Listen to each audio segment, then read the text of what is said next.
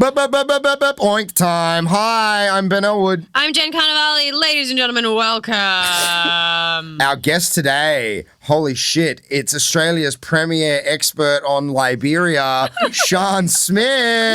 Yeah. Yay! We actually get to speak to the one and only ambassador. It's going to be amazing. If you like the pod, rate it 5 stars, share it with everyone you know. You can tweet at us at OinkTimePod. And thank you to the Young Henry's Brewery for sponsoring the show and providing us with alcohol. And now, without further ado, Sian Smyth and Liberia. Liberia.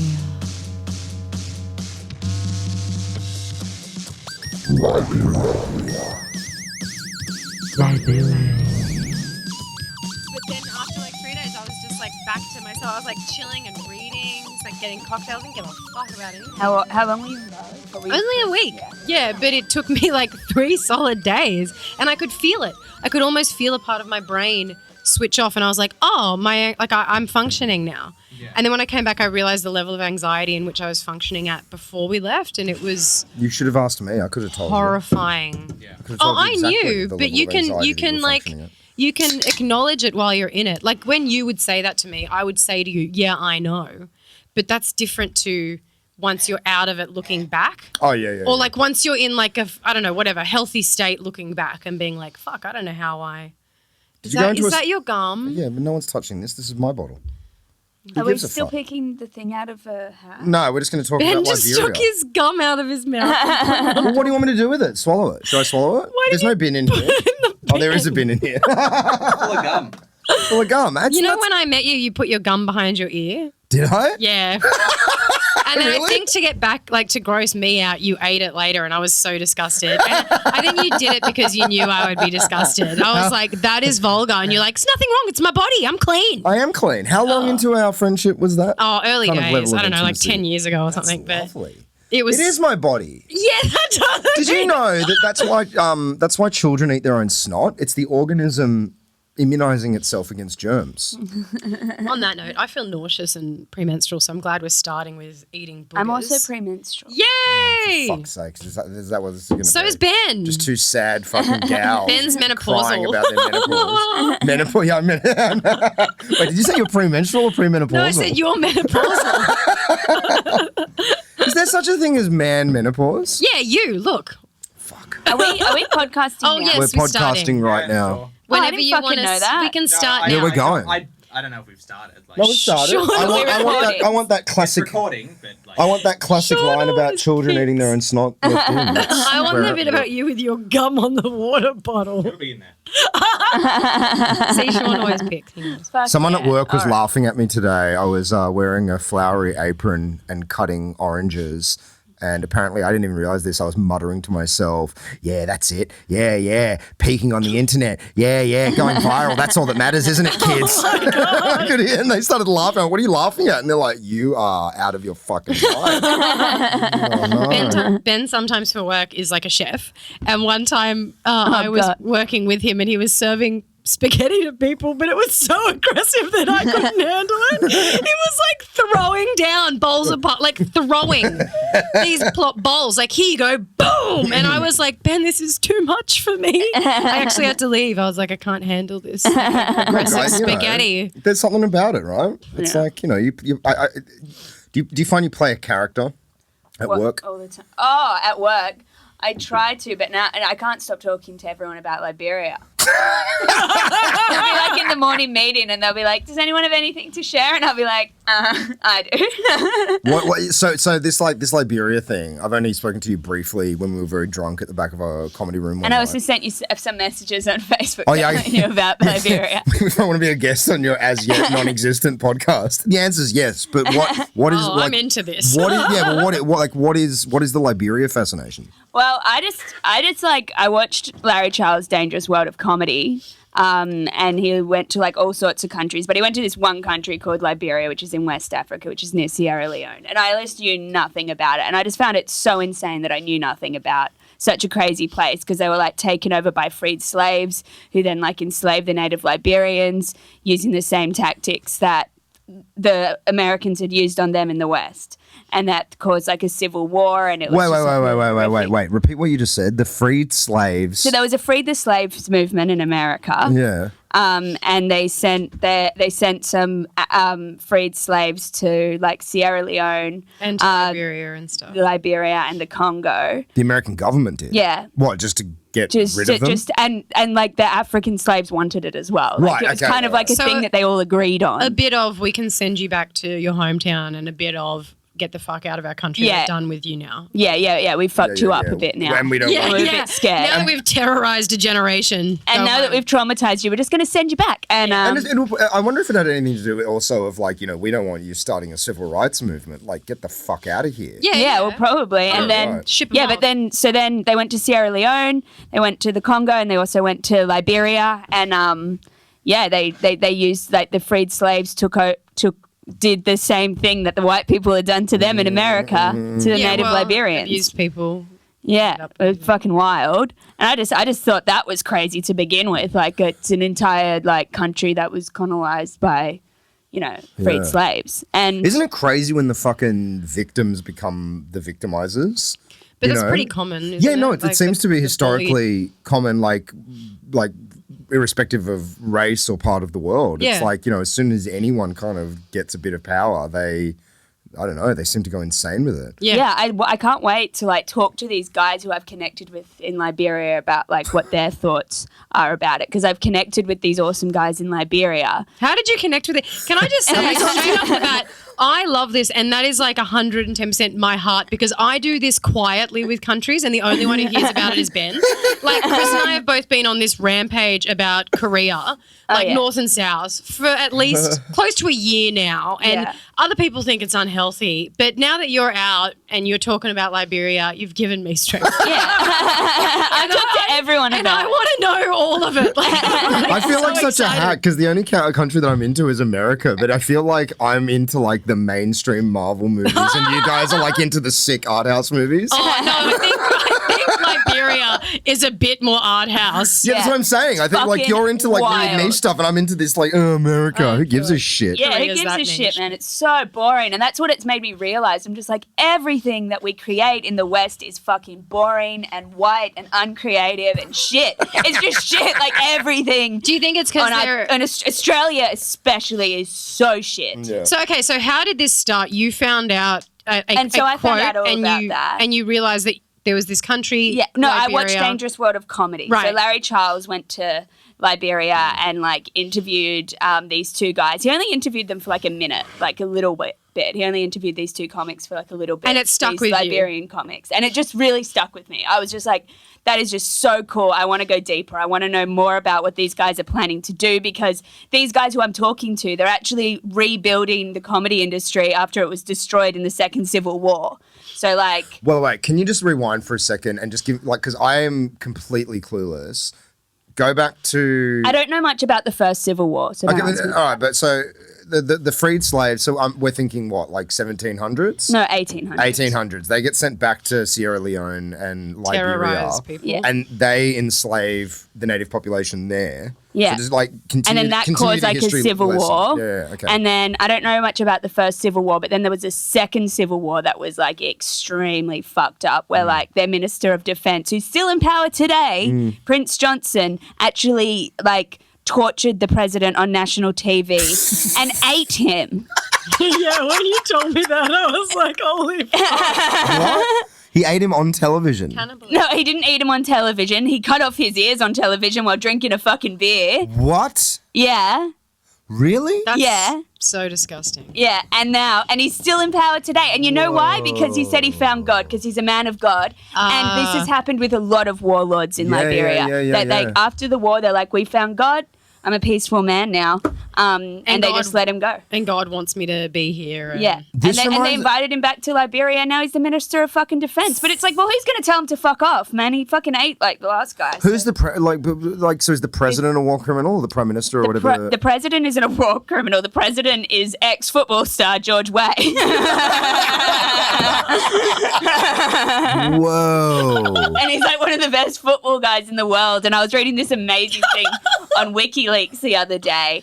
And they were like, they were talking to him. They were like, President George Weah, how are you preparing for your presidency? And he's like, well, I've just enrolled in university. Are you fucking serious? This is great. It's fucking sick. It's kind of it's interesting because it's like I think we're also used to watching the Trump thing and thinking like, oh my God, the world's gone crazy, but we're also Anglo-centric, thinking about the Western world and stuff. But I think when you like this stuff you're talking about, Liberia, and also like it sounds very similar to what's going on or what has gone on in Indonesia. Yeah, with the death lords there just becoming like cult heroes and sitting on talk shows, and it's like what happens when the bad guys win. I didn't know that. And using religion. Oh, dude, you should watch The Act of Killing. You would go nuts for that fucking movie. Oh, it's in Indonesia. Well, yeah, it's these. it's pretty full on. It's very full on. It's a documentary that this guy moves to Indonesia and he speaks fluent Indonesian, and so there was a civil war there, I think in the 70s or the 60s, and basically a whole lot of really fucked up warlords murdered like 1 million people in Indonesia, and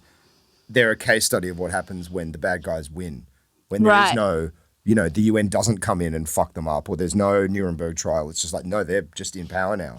And this documentary, the documentary maker ingratiates himself with all these warlords, becomes friends with them, and then films a documentary where he gets them to recreate their memories of murder through the medium of their favorite genre of films. And in the same location. Sick. So you see... Yeah. Oh, It's quite full on. It's out of control. It's out of control. And it's like these guys will only get the awareness of what they've done by watching the fictionalized representation of what they've done. And it's only through watching. And do they know? Do you know how they feel about what they've done? Some of them you can see it kind of unraveling as they're saying it, and you can see a shift in some. In some, I think they just didn't care. Well, there's some that are clearly psychopaths. There's one that's just like smoking a cigar, laughing, going like, there's nothing I love more than cutting off heads and blah, blah, blah. Like he's clearly insane. But the main guy they follow through, because they don't just recreate. They do one massacre very realistically, but most of it is really high camp.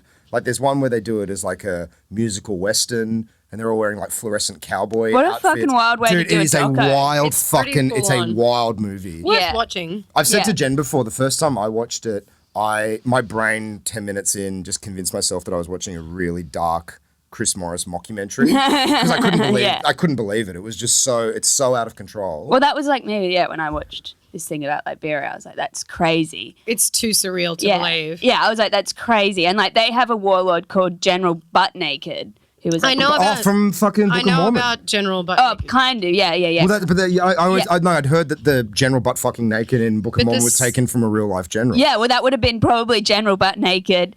But it's so gross. I read a book ages ago, which I just picked up because someone had left in this place where I was working, and it was this female comedian who I can't remember who'd gone over there and basically talks about General Butt Naked, but also talks about some of the horrific stuff that was going on to the women and the men. I'm not going to go into now because it was really disturbing. But I remember one being like, this isn't a comedy book, because she was like, I'm a sassy broad going over. And it was really full on. I guess she was trying to so you've read a bit about Liberia then? Yeah, and it was How many times do you say the word Liberia in a day? I read it like in 2010, and all I remember, which is gross, is the imagery in my head of what I read about with like what they would do to women, like their lips and their bodies and like the mutation. Yeah, they like cut off their vaginas and put them in the wallet, and it's like meant to see like a source of power. They still do that today. What? Yeah. And cutting off their actual lips on their mouths or their breasts and like pretty fucking confronting shit. They carry around vaginas in their wallets. Well, it's a source of power. No, oh my God. I know, and they sell like human American flesh Psycho on the street sometimes. That's happened a couple of times as meat. And then General Butt Naked one time was like, and I knew it was human because I've had human before, and so I had to call the police and be like, that guy's eating human. How do I know? Because I ate a human. But arrest him. I've dined on long pig before. This is going to be revealing of my obsession. There's a Korean TV show on Netflix called Kingdom, and it's basically about the horrors of. I reckon it's like a throwback to the war, but there's this village where people are dying and everyone's starving to death, and they're just eating like grass in stew. All Korean films that I've seen have some link to politicians or the war. Yeah. Anyway, and basically all of a sudden everyone's asleep, and this guy who's a bit wily cooks up a stew, and everyone wakes up and they're like, that smells so delicious, oh my God. And he feeds the whole village, and it's human flesh. And then they all become fucking zombies and like kill everybody. It's great. It's a great TV show. Highly recommend it. Didn't give any spoilers there. That happens in the first ep. Kingdom. Fucking wild. Yeah. Yeah. Well, yeah. And anyway, so these two guys I'm talking to. So there was Wait. How does the like what is the population of Liberia? 4 million. Okay. And how did you find these guys? I found these guys by looking them up on Instagram because I knew their names from the Dangerous From the World of doco. comedy thing. And So the guys you're talking to were in this doco? Yeah, we're in cool. this doco. Right, And okay. they're the ones bringing comedy back. And they're the ones bringing comedy back after the comedy industry was bombed during the war. Because there was this show called Mala Walla Balla Walla, which was the most, and it is fucking awesome. It is the sickest thing I've ever seen. There's hardly any footage. I've never seen you this passionate. There's like they lost heaps of footage of it because it was destroyed. But like the footage I have seen is fucking sick. It's so cool, and like it's Like a sketch show? kind of like a sketch show. Like just like it says, it means like I can't believe it, but I should believe it. That's what the translation is, or something like that. Or I can't believe it, and I don't know, something like that. But Mulla walla balla walla. Mala Walla Balla Walla, yeah. And it was the most popular show in like Liberia. Yeah. Was it the And, only like, show in Liberia? It was it was a Liberian show. It was the only like Liberian show, and like it was like a religion. Like everyone goes to sit down and watch it. And like my friend in Liberia, Angel Michael, he's fucking sick, I like that man. no one can see it at home, but you I put your hand on your heart when I you said his name. You kind of went like, it's like looking at he's so cool, man. When I got off the phone to him, I was so excited. I almost vomited. Like I was like walking home and I was like gagging and I was like, I can't breathe. And I was like just like so excited. Like So- I couldn't believe I got off the phone to him. He was the sickest dude. Can we just get a little bit more context before we like go too much more forward? First Civil War, Second Civil War. When's the So the second what Civil is the War last started like in 30? 1980. Okay, so what's the last 40 And then years it just been the there? war just ended in 2005. It was a 25-year war. Yeah. Crazy. So I guess it's piecing back together a country. And but Now. is it a military dictatorship now? Like what is Nah, what is nah, going on? it's No, is a footy player running shit? no. But was he democratically elected? Like Yeah, what yeah, happened? he was democratically elected. They've had just democratically elected leaders for the past like little while. So it's like politically a But I don't know how they vote. I don't know how they count votes. Like we have trouble counting votes here. Like I don't know how they're doing it in Well, you would assume it would Liberia. be like paper ballots and stuff. But so basically where they're at now is it's politically stable, but the majority of the population is just completely traumatized. Yeah, and everyone's fucked like up. really traumatized and fucked up. But I was talking to Angel about it and I was like, is like Liberia, I guess, is like cartoonishly bad as it is made out to be in the West. And he was like, like we're a very peaceful people. Like all we want is like just peace to come back to Liberia. And like a lot of Liberians are like working like really hard to keep peace. Yeah, well, people aren't their Since the war. governments. Yeah. You know? Why do you think that there hasn't as I mean there's been like genocide in Anglo countries in the last like 200 years, genocide of native populations. But it's like there's as evil and twisted as it is, there is a perverse logic to it in terms of, conquering, the native people. Yeah, getting land or whatever. Get the land. Why do you think there's... Is it just because there's been kind of like relative political stability in Australia and America and England over the last 100 and 150 years that there's not these just crazy incidences of massacres and... Yeah, I think it's probably more complicated too. It's like a traumatized people, that are terrorized and the population's smaller and they're terrorized for long. And they have no money. Like one time their economy only had $5,000. Fuck. No money, really traumatized. During Ebola, Really? there was one doctor to every 100,000 people, and then one of those doctors died God, of Ebola. oh my God. I know. Oh my God. It's crazy. Is it giving you perspective on your own shit? It's just giving me. Well, it's just making me realize, like How bratty we are in the just West. how bratty we are, but Yeah. how much our art sucks, how it's unoriginal and uncreative, and like. Well, like not all the art that we make is like unoriginal and uncreative. Have you talked to them about like why they need comedy or why they do comedy? Is it a response to their trauma? They got huge during Ebola in Liberia because, and Paul said the funniest thing. I know. I know Got huge during Ebola. I know what during sort of. Ebola. I know where are the white cunts? Are like any fucking artist cunts like that can fucking say that, man. Like, and they got huge during Ebola, and it's just so funny. Paul's so funny. They're like, during Ebola, everyone was stressed out. They were just stressed out. As opposed to in Sydney, the rental prices are just really high at the moment. Buying my first investment property is really stressful. And he's like, everyone was just stressed out. It's not like in Australia where I've got a podcast. Yeah, who doesn't? Like, and I just want to talk about, there's enough, podcasts about the scene. Like, let's talk about the Liberian comedy scene. Totally. Let's talk about the Liberian art scene. Well, I want to talk about Liberia. Yeah, I don't think many people do. So. Yeah, well, that's what they were saying. Like, no one talks about our country. And then, my friend Benny was like, this is what needs to be done because no one knows anything about what we're doing. No one knows anything about our art. And I just seems like, I don't know, it's crazy. Do you relate to them because, a lot of the stuff you do? I don't relate to them at all. You don't relate to them at all? Not at all? Oh, no, not at all. Oh, no. Well, okay, you're drawn to them. Just because I think it's different. Like they're cool. They're Yeah. But there's a lot of stuff that's cool and different. This is pretty fucking specific. Yeah, but is there though? So is there, because this is what you're saying, Ben, is on what I was thinking when you were talking about them.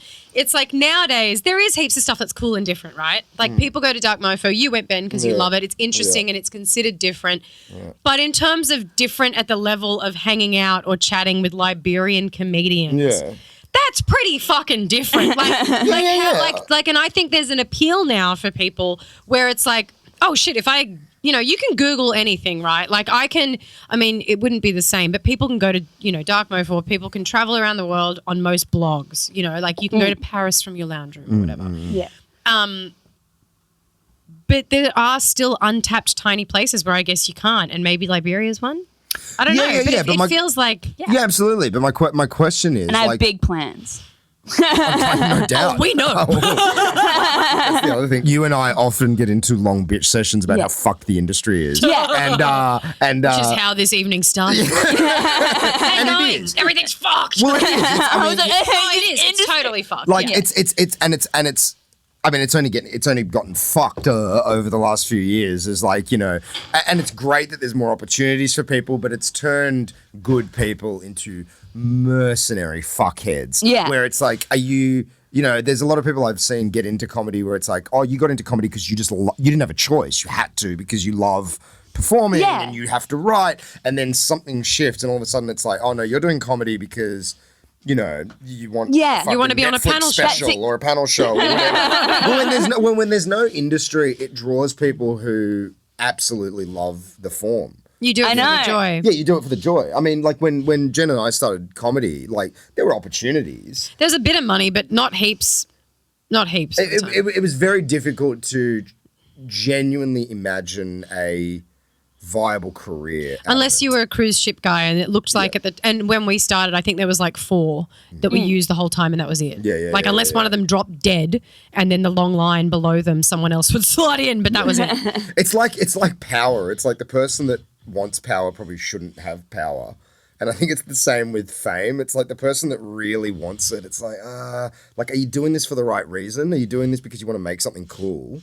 Yeah, and they kind of do want fame. Like Angel's I dream about having big cars and all this sort of stuff, but it's way more genuine for some reason. I just find it more genuine. Because it's come from a place of having nothing. Yeah. It's not like an upgrade. It's like a completely different life, or it's a way out. And it's less bratty than a person who's cushy living at their parents' house in the inner west. It definitely makes our scene look like... pussies. What, yeah. Well, that's what it is. It's really scary getting up on stage in front of 20 people in the inner west, man. That's why whenever I hear that stuff, I'm like, then don't fucking do it. Yeah. And if this is scary in your life, then don't do it. You've got to acknowledge that it's scary on a personal level. Yeah. It's only scary for the ego. It's only scary in case you're not funny, but it's not scary in any other way. Well, no, unless you yell. One time I argued with someone and I was scared when I left. Why?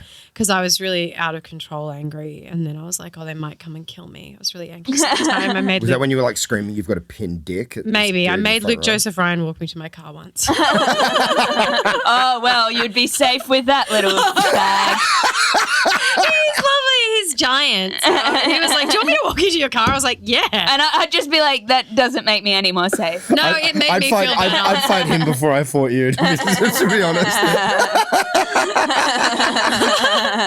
No, I'm a pussycat. I've never felt, I don't know, like I've got this stupid, these days I don't gig much at all, but when I was gigging a lot, I'd get into fucking shit fights with people on stage. And it's like, how when people cross... It's not scary for anything, I think. Well, it's not scary, yeah, exactly. But so it's ego death, that's it. Yeah. I always feel like I had this like level of immunity on stage where it's like I could say whatever. And obviously, that's not true. I've been punched once on stage, but for the most part, it was fucking crazy. Yeah, this guy just lunged on stage and punched me in the head, and then Alistair Bates crash tackled him while Nick's son played John Lennon's Imagine over that was the birth of Fuck Club. That event was the birth of Fuck Club. When I was trying to think of people getting scared, I don't know if you were there, Ben, when we did a festival, Rhys Jones, who runs a great comedy room in Sydney, had organised years ago. It was like Playground Weekender or something. It was a bunch of like poppy British people who were like, we're going to party all fucking weekend. And then there was like a comedy stage with us. Awful. And Nick got up and did the most heinous shit. And then he was so paranoid. I think he was on acid, but he was so paranoid the whole time he wore sheets over his head and made us walk him back to his tent. He's like, I think people are going to come and kill me. Can you guys just walk me back to my tent? And like in his defense, they probably were, because they were all pinging off their tits and Nick's up there like, there is no joy. Yeah, there is no happiness. You're all sheep. Oh man, that was scary. Have you ever been fucking like accosted? I've been asked like, have you been raped? I've been asked, have you been raped before twice? Well, there was that time I was with you. Yeah, that time I was with you. It happened again. Yeah. Me and Sean were outside the Comedy Lounge one night, and then I had a girl call me a bitch once. Right? Yeah. Why? Because she didn't like. Because she thought I was offensive. Thing that she said. But yeah, wow. this woman came up to Sean at the Comedy Lounge. Me and Sean were standing outside, and she's like, voice is quivering and and what's the joke? The fedora hat joke? Yeah, it's like, what is it? If you think like girls in short skirts are asking for it, then you also have to believe that men in fedoras are asking for false rape allegations. Yes. It's a great joke. It's a great joke. So this woman comes out and she's just like, voice is quivering, like, I don't like what you said up there. You were. No, she was like, have you been raped before? Have you been raped? And you were just like, yes. and you were like, have you? And she's like, well, no, but I was still very offended by what you. And then imagine the Liberia dudes in that moment. Yeah. But it's that thing also of like the joke wasn't even about a rape victim. No. The joke was about a rapist. And also about how women are judged by what they wear and men aren't. Exactly. It's, and that's what I was trying to explain to her. But, she got caught up in this whole fucking... and I was about to punch this bitch. Yeah. It was unpleasant. In the end, she ended up defending Nut because I was just like, well, like the victim of a heinous act is empowered and allowed to mock. They're allowed to feel however they want. Exactly. They're allowed to feel however they want, but they're completely entitled also on top of that to ridicule the person that, crushed them. And I used, the Jews making fun of the Holocaust kind of example. And she disagreed with that and said, no, that could be offensive to someone in the audience who's a Nazi. Grandparents were in the German military, and that could really upset them if you made fun of the Nazis. So it was like this amazing. You say that. I couldn't even remember. You were gone by that stage, but it was just like this thing of like, on the one hand, you've taken the umbrage and you've taken it upon yourself to come up to the comedian and say that you were offended, and but then go and buy all the other guys drinks who were on the fucking lineup, little bit. Completely misunderstand the joke and then become a Nazi apologist in the same breath, and it was fucking spectacular. I think I've told this story before, but I love David Sedaris as a writer, and he's like in his 60s or 70s, and he talks about when he was younger as a gay man in Raleigh in Carolina. But he has this really funny story where he said that he was talking about how he doesn't like Chinese food. He didn't elaborate on that. He was just like, I don't like Chinese food. I love Japan. Like, it was just a general comment on his feelings. And this person was like, when you said that, I found that deeply offensive. And when I cooked food and I heated it up at work and people said it smelled, it really hurt me. And then he just unleashes about how if that's hurt someone, they haven't lived enough of a life to be listened to. Yes, absolutely. It was so funny. Absolutely. And then he talks about like his experiences, how like, having to go to speech lessons because he sounded gay as a kid and like all of this kind of crazy shit that happened back then. And yeah, it really made me laugh. It's like you haven't lived enough of a life to be listened to. And like I love that. Like safe spaces and feeling safe or There's feeling no such thing. dangerous or feeling like after I got off the phone to Angel Michael, I actually had like for the first time and I was so hyped up. Oh my God, I've never experienced that kind of mania. That kind of mania in my life. I was whoa. That must have been gone. pretty manic. Yeah, I was gone. And Did then I he went know? to do, was he like, whoa? no, he was just cool, man. He was just like, yeah, I can't wait to work. This is a cool idea. And then he was just telling me like, yeah, I was just overwhelmed. Like I couldn't even say anything except I'm so happy I'm on the phone to you, and then I started crying, and then Alfie took the phone because I just couldn't handle it. And then I vomited because I was like, oh my god, I can't believe I spoke to Angel Michael. I love him. From my experience, and of course, this is no hard and fast rule, but from my experience, it's like the people that I've interacted with that have suffered true and really full-on trauma, be it physical, mental trauma, whatever, part of the healing and part of the moving forward in life is the assimilation of that event and, and they're very resilient. Resilience. Because they're often survivors. That's what Larry Charles' documentary is all about. Yeah, of course. And it's not necessarily they have a sense of humor about it. I mean, some people do have a dark sense of humor about it, but it's definitely not this, kind of creche mentality of, like, don't even say that word around me. It's the people that, from my experience, that have suffered, maybe I'm not diminishing anyone's suffering, but, if you put it on a scale, it's like, well, it was that thing that happened to you is nasty. Yeah. Might not be the worst thing that's ever happened to anyone in the world, and yet you have constructed this bubble around yourself where no one can ever say a thing. You know what I mean? I go to the movies. My movie buddy, my friend Ben, the last time we were at the movies a few months ago, they were doing ads for Mother's Day. 5 years ago, he watched his mother die of a stroke when they fucking pulled the plug on it. What are we going to ban Mother's Day because it's really upsetting for him to see the words Mother's Day? No, that would be an absurd thing to even fucking suggest and insulting to all mothers in the world. But why would it be outrageous to say, let's ban Mother's Day, but not outrageous to go, here's a list of 400 words that can be used in no context ever again. It's so fucking. It seems to be pathologizing the pain. I know, and everyone keeps saying to me, "Oh, be careful that you don't offend these guys." And it's like, what could I possibly do? They're not offended. But also, That's offensive. Let them speak for themselves. Exactly. I know. I'm pretty fucking sure that. I mean, I don't even know Angel Michaels, but I am confident that if you did something he didn't like, he'd probably fucking tell you.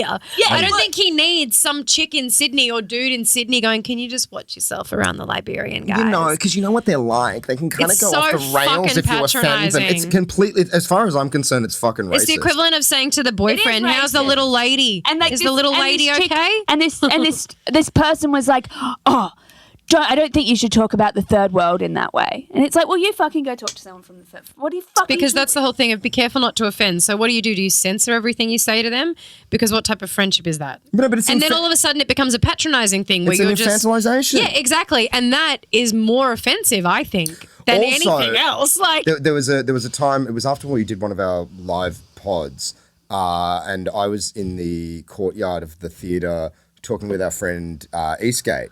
And he was talking about his roommate who's from Nigeria. The fact that he's from Nigeria was pertinent to the story. He wasn't just flippant. And even if he was, what would be wrong with going to a Nigerian roommate? But it was... That's fucking sick. I'd be like, you have a night... Oh, sick. Exactly. I know a bit it's interesting. About so it was let's hang out. It was part of the story. And then he says, he's like, blah, blah, blah, blah, blah. And there's a lot of people. And... he says, my Nigerian roommate, and literally 5 meters from us, half a second piece of shit that I'm not going to name, but a real piece of shit. I'll tell you off he's air. A wanker. You know exactly who he is. And he yells over the top of 5 different people's heads. Not part of our conversation. At all. Hasn't heard any context and just goes, is it relevant that the guy that you're talking about is from Nigeria? It's like, First of all, fuck off. Second of all, yes, it is relevant to the story. And Second of all, it's interesting if someone's from Nigeria. exactly. And you've revealed your inherent racism because all you thought when you heard the word Nigeria is whatever fucking weird stereotype you had in your head, and you're shadowboxing with your own demons, assuming that we're all as fucking racist as you are. Like cloaked in this fucking facade of, oh, I'm woke. Oh, I'm progressive. No, you're not. You're a fucking little baby. It's pathetic. Yeah. Have you got a name yet? Australia meets Liberia. All right. Well, ladies and gentlemen, gotta please listen. watch out for the Australia Meets Liberia. Liberia podcast hosted by Sian Smyth. And Zach. And is it actually going to be Zach? Yeah. All right, cool. All right. Is there anywhere else on the internet people can find you? Instagram, but I'd more like it if you followed Paul Flomo Official and Comedy King Kong, who's Angel Michael on Instagram. Because I want you to follow what they're doing. That's way more interesting than anything I'm doing. No, don't you want to see it filtered through the white perspective of a middle-class Sydney sider? The Liberian experience? No, please, everyone, and we'll tag Comedy King Kong and Paul Flomo on Instagram when we post this as well. I don't think we need to discuss what the word is. I feel like we know. Liberia. I feel like there's no wriggle room. Hey, thanks, Sian. Thank you, Good. Sean. Oh, good. Thank you. Thanks for having me.